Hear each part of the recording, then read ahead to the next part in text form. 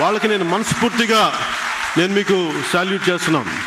మీరందరూ తీసుకొచ్చారు, అందుకనే ఇక్కడ ప్రతి ఒక్కరూ నేను మీలో ఒకరిని తప్ప నేను ఒక్కడిగా నేను ఎప్పుడు ఉండదలుచుకుని నేను మీతో పాటు కలిసి నడుస్తాను.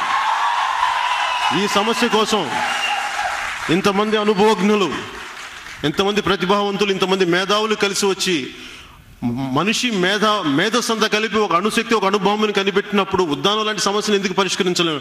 అందుకనే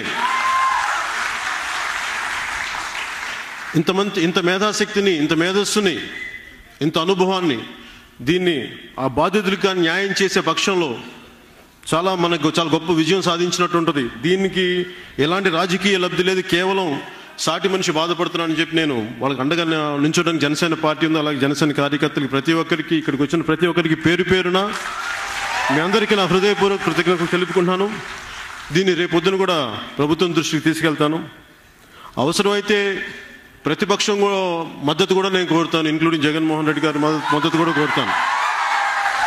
ఎందుకంటే నాకు ప్రజలకి అక్కడ మంచి జరుగుతుంది అనుకున్నప్పుడు నేను ఎవరి కోసమైనా సరే నేను ఎవరి మద్దతుని కోరడానికి నేను సిద్ధంగా ఉన్నాను.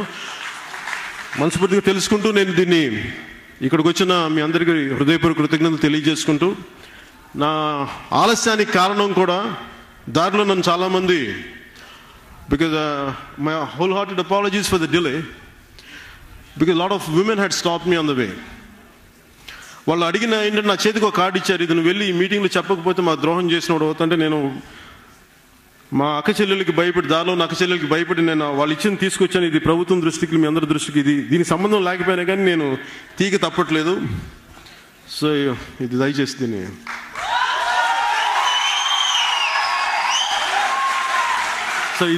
దీని గురించి ఇంకొక సందర్భంలో మాట్లాడతాం. Thank you and thank you all. జై హింద్.